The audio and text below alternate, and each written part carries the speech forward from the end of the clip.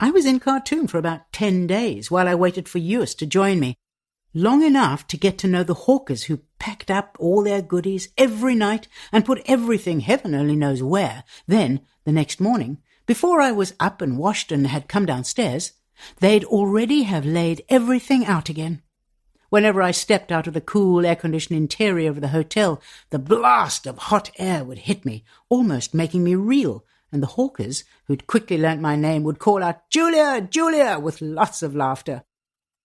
Some mornings I would sit on an upturned crate with a cup of tea, admiring the energetic hustle of the street salesman. On the other end of the scale of retail therapy was the new Al-Waha Mall, which Jamal took me to see. It was like our malls, but without the variety of shops, and it wasn't very busy.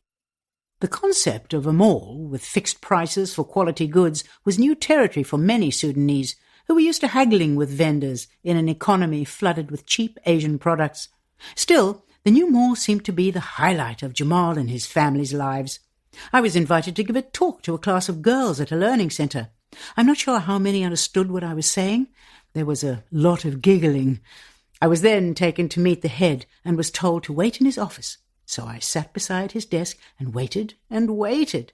Just as I started to get fidgety, a man suddenly stood up from behind the desk and put his hand out for a greeting. He'd been there all along, on his knees, praying.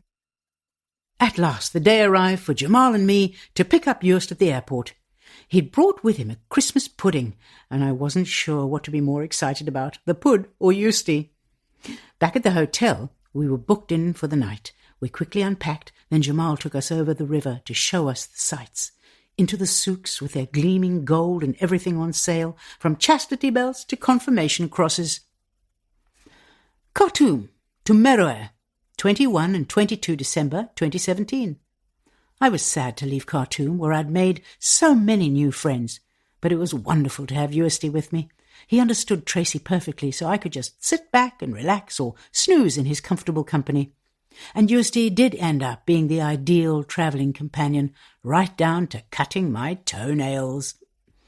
After 3 hours of driving across the desert, however, we realised that we were on the wrong road and had to backtrack.